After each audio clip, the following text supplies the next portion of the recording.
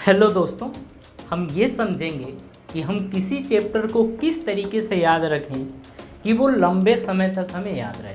कहने का क्या मतलब है कि हमारे साथ एक घटना घटती है कि जब तक हमारा पहला चैप्टर चल रहा होता है तब तक तो पहले चैप्टर की बातें हमें याद रहती हैं, लेकिन जैसे ही हमारा दूसरा चैप्टर शुरू होता है तो हम देखते हैं कि पहला चैप्टर तो भूल गए। ऐसा होता है। उसी तरीके से आपका जैसे तैसे अगर पहला चैप्टर याद भी रहेगा, लेकिन जैसे ही तीसरा चैप्टर याद होता है तो पहला चैप्टर तो एकदम गायब हो जाता है। हम वही आपको आज ये बताएंगे कि कैसे हम याद करें अपने बुक्स के चैप्टर्स को कि पहला चैप्टर हमें याद रहे अगर हम लास्ट चैप्टर भी पढ़ रहे हैं तो। ठीक है ना, इसी चीज़ को हम समझेंगे। हम ये समझेंगे कि मेमोराइज किस तरीके से चीज़ों को करें कि वो लॉन्ग टाइम तक हमें याद रहे। ठीक है, ये हम तरीका समझेंगे। तो देखिए, इसके लिए हमें कुछ प्लान करना पड़ेगा। ये अचानक से नहीं होगा कि आप अचानक से आज ऐसा करें और कोई आपको कोई दवा पिला दे तो ऐसा हो जाएगा, तो बिल्कुल ऐसा नहीं होता है। देखिए, हम अपने अगर दिमाग की बात करें तो हम सभी बच्चों का दिमाग एक जैसा होता है, ना किसी का ज़्यादा होता है ना किसी का कम होता है, सबका इक्वल होता है। लेकिन एक प्रॉब्लम होती है कि पीछे की जो हमारी गलतियां हैं, कहने का मतलब है जब पिछली क्लासों में हम हुआ करते थे तो वहाँ पर हम चीज़ों को अच्छे से याद नहीं करते थे, हम अपने याद करने के कोई तरीके अपनाते नहीं थे।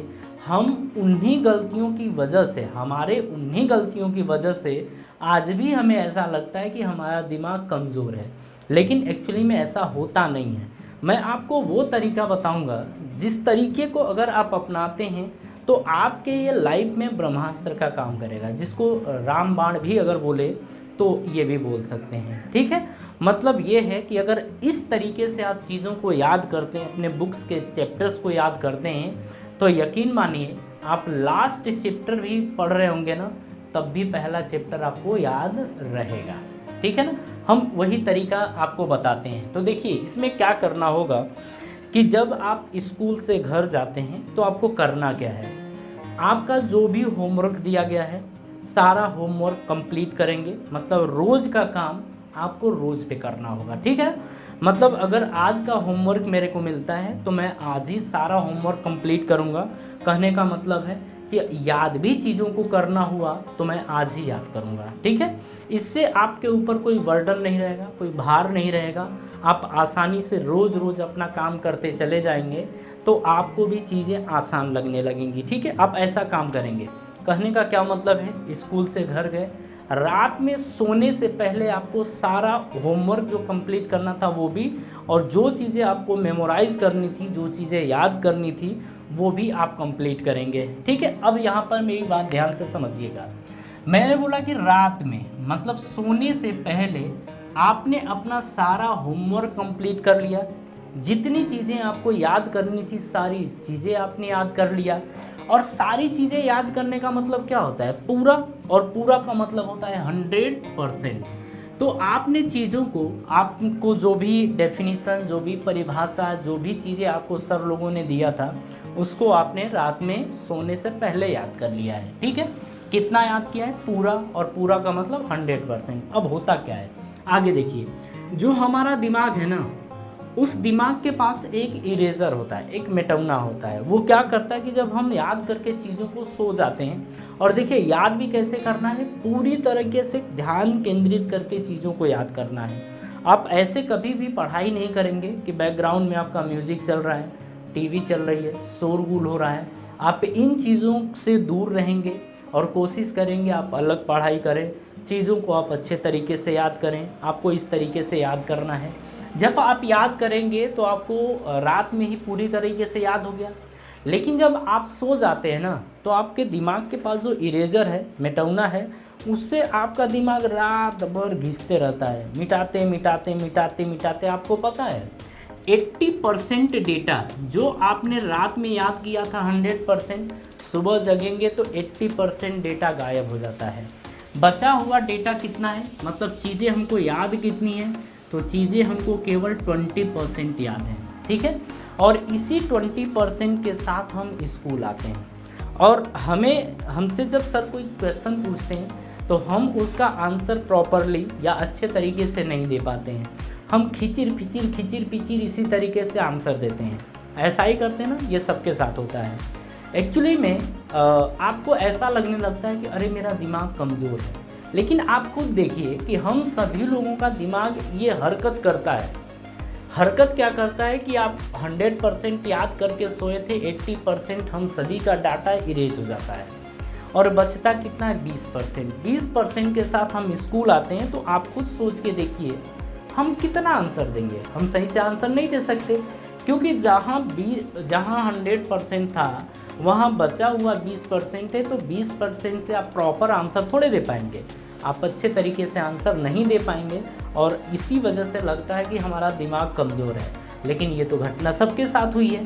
तो फिर ऐसा कौन सा तरीका है जिससे हम चीज़ों को याद करें, तो हम जब क्लास के अंदर घुसें तो वो चीज़ें हमें पूरी तरीके से याद रहें। आप ये जानना चाहेंगे? तो देखिए यहाँ पर आपको क्या करना है। मॉर्निंग में आप जगेंगे और मॉर्निंग में आपको पढ़ाई ज़रूर करनी है। कहने का मतलब है जिन चीज़ों को आपने रात में याद किया है उस चीज़ को सुबह में फिर से पढ़ना है, फिर से याद करना है।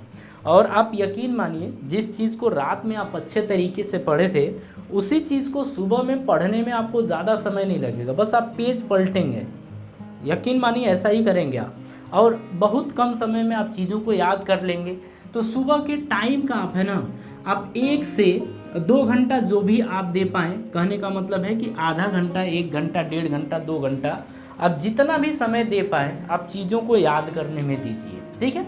अगर आपको रात में कोई क्वेश्चन मैथमेटिक्स या फिजिक्स यानी भौतिक विज्ञान या किसी भी सब्जेक्ट का कोई सवाल भी आपसे रात में फंस रहा होता है, जल्दी नहीं लगता है, बहुत मेहनत से आप उस चीज़ को लगाए हैं और वो चांस है कि आप भूल जाएं, तो उसी को सुबह में फिर से लगाइए। ठीक है। जब आप मॉर्निंग में फिर से याद करेंगे चीज़ों को, तो बहुत कम समय में आपको वो चीज़ें फिर से 100% में कन्वर्ट हो जाएंगी। 20% सुबह में पढ़ेंगे, जो 20% आपको याद था मॉर्निंग में पढ़ के उसको कितने में कन्वर्ट कर देंगे, 100% में कन्वर्ट कर देंगे। और यकीन मानिए जब स्कूल आप आएंगे ना, तो वो प्रॉब्लम नहीं होगी जो इसके पहले हुआ करती थी। आप खिचिर पिचिर आंसर नहीं देंगे, आप प्रॉपर वे में और बेहतर तरीके से आप क्वेश्चंस का आंसर देंगे। मेरी बात समझ में आ रही है? आप ऐसे ही करिएगा।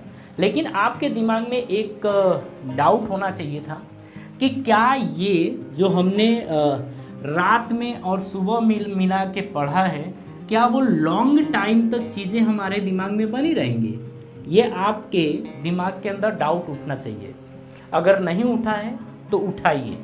ऐसा नहीं होगा कि आप रात में और सुबह में पढ़ें तो आपके दिमाग में वो एग्ज़ाम टाइम तक, या पहला चैप्टर आपका 8वां चैप्टर भी चल रहा हो तो पहला चैप्टर आपको याद हो, ऐसा नहीं होगा। तो फिर इसके लिए क्या करना होगा?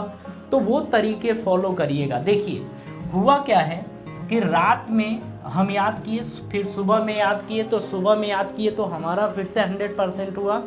हमारे दिमाग के पास वही इरेजर होता है, वो फिर से मिटाना शुरू करता है। इसीलिए सेम चीज़ को हमें 7वें दिन फिर से रिवाइज करने की ज़रूरत पड़ती है। मेरी बात समझ में आ रही है?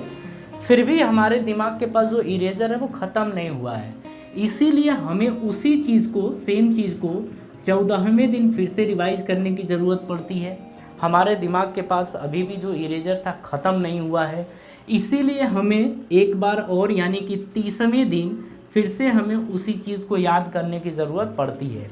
और यकीन मानिए आप जब 30वें दिन याद करेंगे ना, तो वो चीज़ें आपको लॉन्ग टाइम तक याद रहेंगी, या मानिए कि आप फाइनल एग्ज़ाम तक चीज़ों को याद रख सकते हैं इतने बार में ही। मेरी बात समझ में आ रही है? अब आप देखिए, मेरी बात समझिएगा। मान लीजिए कि ये आपकी कॉपी थी, कॉपी का पेज। आप अगर इसमें 2-3 क्वेश्चन हैं तो आप ऊपर लिख लीजिएगा।